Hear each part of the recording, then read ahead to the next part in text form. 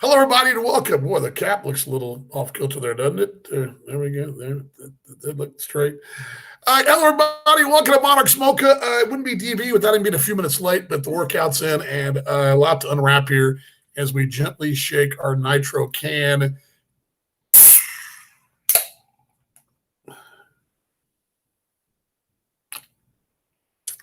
Pour you a cup. We got a little bit to talk about, don't we?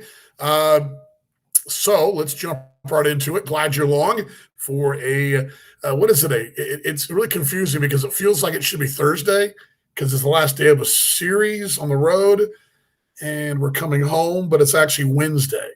So I'm a little confused. I'm a little confused as well. Anyway, glad you're along. A lot to get to and really one major topic. It's rare that a morning or an afternoon news overshadows the game last night. I'll touch on it briefly, and I'll, of course, take your questions and comments. Let me pull the show up here on my phone just in case so I can kind of get a little bit of an idea of what you guys are chatting about. But, again, thumbs up if you're hearing me. That's what we usually do. So I see a few of you guys already checking in. And, again, questions and comments. I'm sure there's going to be a few. And so fire them off. Let's get this thing rolling. Again, last night, heartbreaking loss. Whenever you get beat late, that hurts. When you had a lead for the bulk of the game, that hurts. All that, the things we talk about. But again, I think really, and I wish I had a photo of it last night. I don't. I'm trying to sort one. There may be one out there. I was on the air trying to navigate all the things but I kept looking down. Every time I looked down during my navigation of the postgame highlights and all the things I'm running, just the image of Will Kinger down there after the final out last night. This was not Game 7 of the World Series, but it was just a game that it meant a lot to him in August, and I think it just sums up what this club's all about. A gentleman down there, young man who's wanting to win and hit a ball up the box. DeBoard stabs at it, the reliever. I mean, that's what you do. You're in a position, and these guys work on their PFPs all spring training, all the time, for that very reason. And, squirrely as it may have been, and it was luck, blind luck. I mean, you got to be in the position to make the play. I mean, for first off. So that's skill. But anyway, actually, that's a good question, GM. I did talk to Jacob last night. I had a long conversation with Jacob, as a matter of fact. He's a really good guy. Oftentimes, as the old broadcaster on the bus, you're kind of looked at as that old guy. I don't feel like that old guy because I've been doing this since I was their age. I mean, I actually started in this business when these guys and I were the same age. And over the years, I've gone from being kind of the same age as them to those guys that I on the first few buses with are now fathers and grandfathers. So I don't think of myself as a big kid, but oftentimes I remember I am the old guy. I mean, old guy in comparison to players. Obviously, Joe, Bill Sobey, John Weston are all contemporaries. But even Jared, the trainer, is much younger than us. So anyway, Casey Strong, our driver. But Jacob took it very well. This is a guy that's pitched in the big leagues. He was not happy. It was disappointing. I think pitchers know if they've got it on a given night, and some nights you just don't have it. And, I am old. But, okay, let's start with what I want to start with because let me bring a couple things down here. It's kind of been quiet, the breaking news front for us. Let's go ahead and play the breaking news sounder. Kenny always likes this.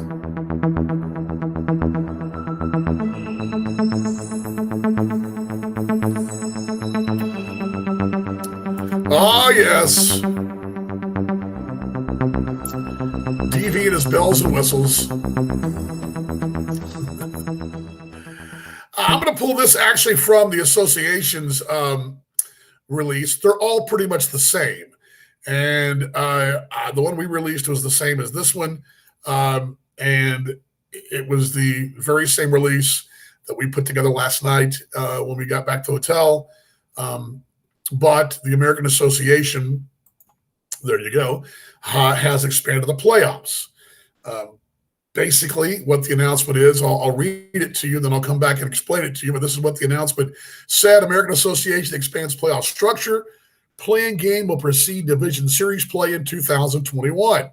Dateline, Moorhead, Minnesota. That's where Josh Buchholz's office is. Board of Directors of the American Association of Professional Baseball has approved a plan to expand the 2021 postseason schedule with a play-in game that will pit the second and third place clubs in each division against each other for a right to advance the North and South Division Championship Series. The new format, the second and third place clubs in the North and South will face off on Wednesday, September 8th in a one-game playoff. The winner of the two play-in games will advance to face the regular season champion of the division, the respective division, in a five-game series beginning Friday, September 10th. Division series winner will advance for a five-game association finals, which are scheduled to begin Friday, September 17th. There's a quote from Josh Schab. Unprecedented times has allowed the American Association to be innovative in many aspects of our league play and presentation, while increasing the number of playoff participants as we enter the final month of the season, said American Association Commissioner Josh Schab. The American Association continues to showcase our league's ability to pivot and be nimble while maintaining a high level of competition on the field and top entertainment for our fans. And then it goes on to tell us the schedule. It's all here right there. So I won't necessarily put the schedule up on the screen for you, but that is the news of the day. I know there'll be a lot of thoughts here, and I see a lot of you out there. I feel free to chime in on the thoughts.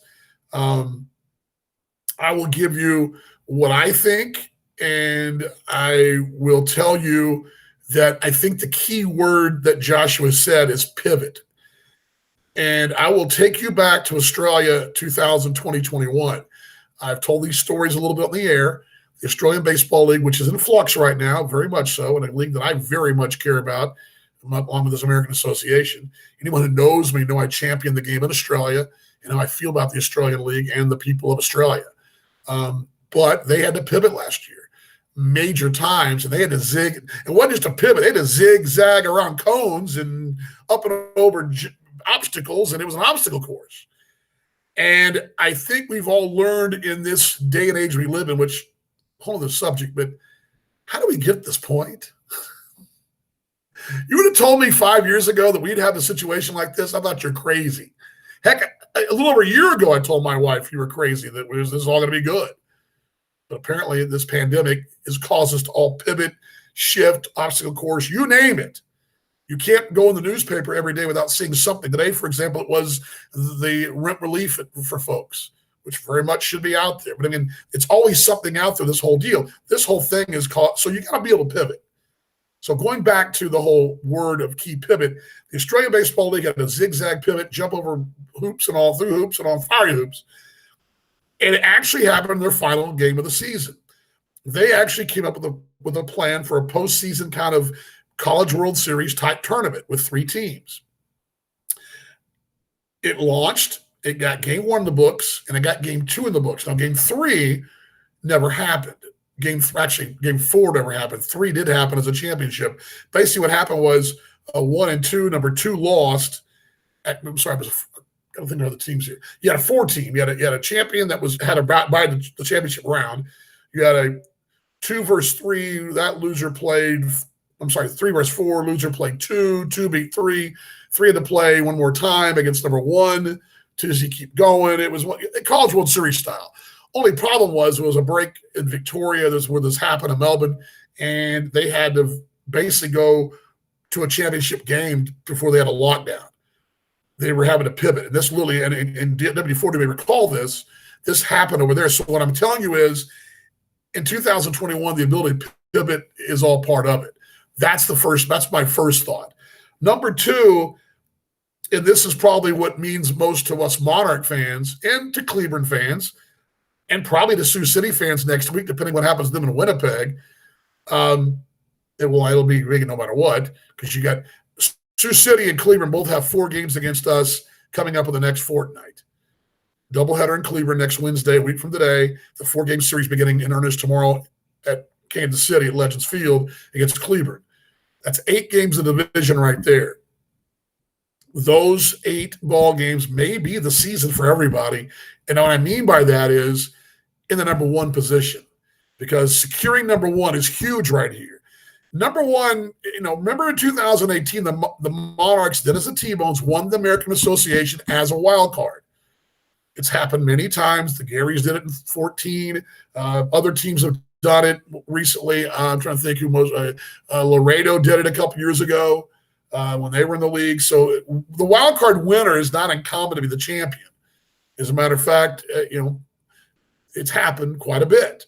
It all luck of the bounce. It's 5-game series. These series, things can happen, and they usually do. So with that being said, finishing first is a pretty big deal because now you got that advantage. The only flip of the coin is there is this segment of society that's going to say this, and I will tell you this too. Sitting around, and who has not seen this before, sitting around waiting for a week, maybe at least, and having nothing to do, nothing to play for, could also be a negative as well. Now, getting your pitching staff healthy and rested, that's good. In 2019, I would tell you this scenario would have been good for you. If this would have been around in 2019, you probably have a healthier, you probably have a little healthier ball club.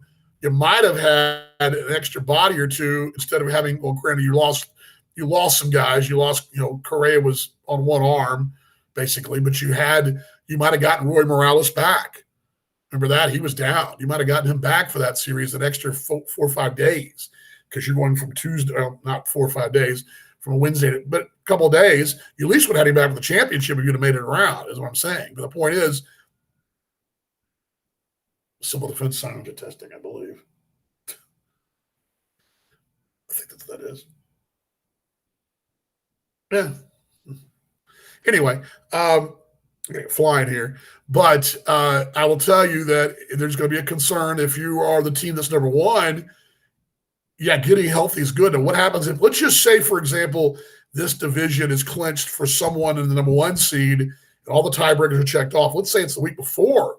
Let's say it's the Tuesday before Labor Day. Let's just say let's say it's somewhere let's say it's Lincoln, Kansas City, Cleveland, Sioux City. One of those 4 teams clinches a division outright, which is, I'm not saying it's going to happen, but it's not impossible.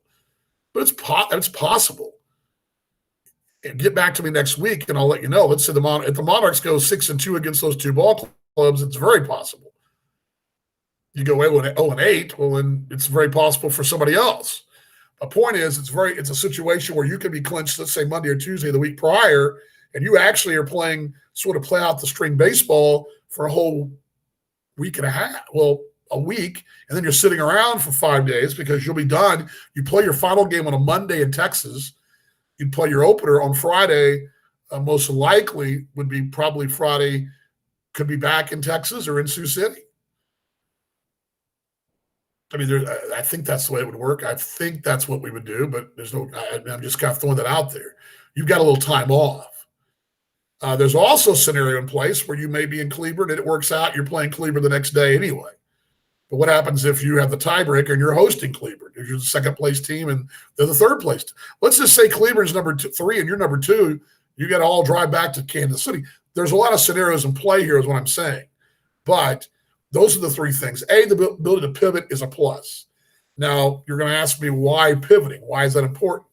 I think there's a probable situation, and if you look at the mathematics of it, with Winnipeg playing at home, and the fact that, for example, Sioux City last night had Michael Lang, the only name I recognized, and I told this in the broadcast, on the Gamecast, the pictures come up of the players, right?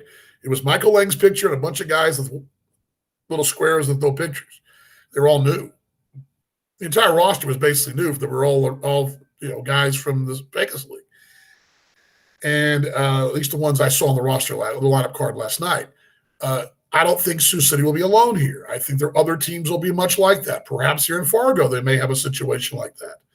I know that there is some concern in some places that they will be makeshift rosters going across. The problem is if you go across the border and someone does test positive, they're stuck there. You can't get them back. Also in play here, Winnipeg, I mean, they're going to have a steady dose of home games against teams they should have an advantage against if teams are coming up with less than a full-strength roster. My point is, if you have a chance, and you have a chance for that to happen. Winnipeg can make the ground up. What's sort of exciting to me, and I'll throw this out from a northern perspective, if you're Fargo, Chicago, both clearly the two teams ahead of Winnipeg, and there's still a ways to go there. If you're the third place team, there's a really good third place team out there. Of Milwaukee, Chicago, and Fargo, we've seen all three, and they're all daggum good. And one of those really good teams is not going to make the postseason. I've always say this every year in the South: a really good team doesn't make it. That's happened every year. So you throw this in the mix, one really good team gets one shot at it. So this is all the things I'm throwing out there to you. Now, again, your opinions. I'd like to hear what you guys have to say. Let's just see here. Yeah, I have a kid at heart. Yeah, I felt so bad for him too. I feel bad for him. And I told him that last night. You can't travel with this bunch and get to know this bunch and not look down and see a distraught Will Kinger last night and not feel for them. I talked to Jacob last night. I couldn't help but say, look, man, I felt terrible for you. I'm not the New York Yankees. I'm not John Sterling of the Yankees who's going to fry you because you did that. In the big leagues, those broadcasters are making $500,000 a year in New York. And they can say what they want to. They're as big as the players.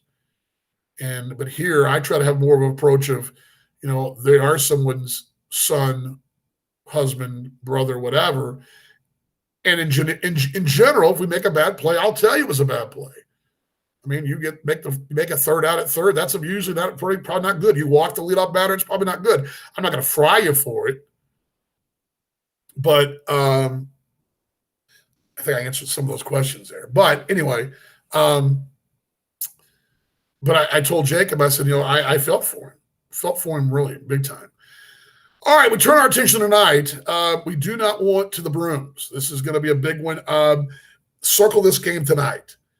You salvage a game here. Now, granted, you would have lost. The only concern I've had, and this is probably a small concern, and I said this to you yesterday, that there's a little bit of dancing in the aisles in the end zone already celebrating the home run trot as the ball goes foul. I don't want us to do that just yet. Yes, second best record now, still in the driver's seat in the division, but a lot of baseball left. You've won nothing yet, and that's the attitude this club's having. I don't want us to be celebrating too soon. It's a great thing what we're doing, but the 9-game winning streak means nothing if you don't win, start winning some games. And you drop back-to-back road series. That, to me, is a concern. Now, granted, you did win a series prior in Lincoln, which was a big series win, a statement series. At every turn, this team's made a statement. And I believe tonight they'll salvage the game, and I believe this Cleveland series will be huge, and it's going to be a very big one. Really, for Cleveland, they must win this series. For Kansas City, holding serve is very important. If you can grab any momentum on this thing and win a game and expand your lead, that just tears off 4 more days off the calendar for them. You built this lead, and how to maintain it is by doing what you've been doing. So winning tonight and getting on a roll to come home, it'll be a challenge because tomorrow night, and both teams will be traveling. Cleveland will have a 7-hour drive tonight-ish. Maybe a little bit more. Actually, Cleveland to Kansas City is a little bit more like 8. We've got an 8-hour drive overnight as well. Blurry-eyed, all that tomorrow. It's going to be that. Tomorrow at this time, when I come your way at the ballpark, I will have slept probably about 2 hours in the back row of a bus. Don't feel sorry for me. I love this job. But I want you to know that these players, this is what you're up against, okay? So that's why tonight's very important. A couple right-handers.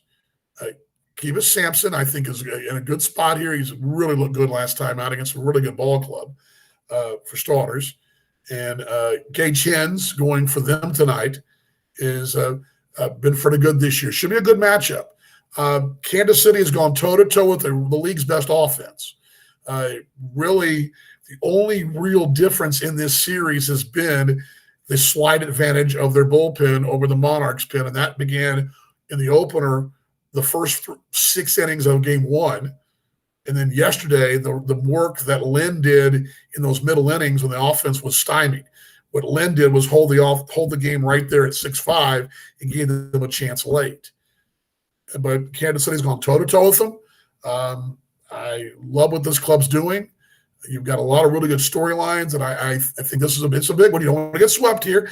And just to throw this out there, if you were to win this thing, you'd have the head-to-head against them should it come down to a tiebreaker for who hosts in the championship series. There's that in play too. So, in case you were tied with the same record. Kenny says, yeah, I'm not a huge fan of the new format. You said right. Just glad. Yeah, and I think that's the point. I'm kind of in the screen there. There we go. The ability to pivot. I'm going to tell you, my feelings on this thing range a wide range. On my walk this morning, I probably went around in circles 3 times. But I think from a organizational standpoint, there are going to be questions, and a lot of people are not going to be happy with it. I know that, and I don't blame them. But I think what Joshua Schaub said the best is the word pivot. That's the word. That doesn't mean people are going to like it, and I don't think they have to like it. That's not required to like. You're not required to like everything the league does. Doesn't mean we all want we're not going to all just be I don't want to. I'd be disingenuous if I sat here and told you that I'm 100% behind it. That doesn't mean I don't support it, but I have my doubts as well. I have my concerns. I think we all do. I guarantee you Mark Brandmeier does. I guarantee you Mark McKee does. I guarantee you, Jay Hendricks and Joe Capietra. We all have our doubts and concerns about it. But that being said, and players as well, that being said, that's the card you've been dealt. So there's whinging about it. There's nothing to do about it. We got to make the best of it. Now, time will tell it was the right thing to do. I saw Kevin Luco, our mate, who writes for This Week in the Association, brought a very good point up. I mean, if lightning in a bottle, third place team, who finishes, few games back, 6 games back of the second place team who earned that and gets beat in a 1-game playoff. That sucks. That sucks. But it happens. I personally want to see the reward, and I like the fact the first place team gets a bigger reward, because one thing I've never liked about the 1 and 2 deal is that the wild card really, you had that, as long as you kept the third place team off the bumper, you were okay, right? But now being the third place team actually matters. So that third place team has got something to play for. It makes it a little more, it creates some interest in that tail end of it. And it also means finishing first matters because you get that time off. Now, granted, how's that time off affect you? That's the big question. But I think we see that, again.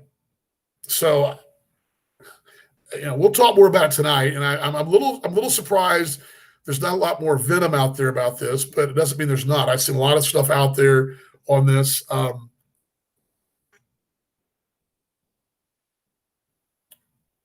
We'll make the adjustment. It's what you got to do.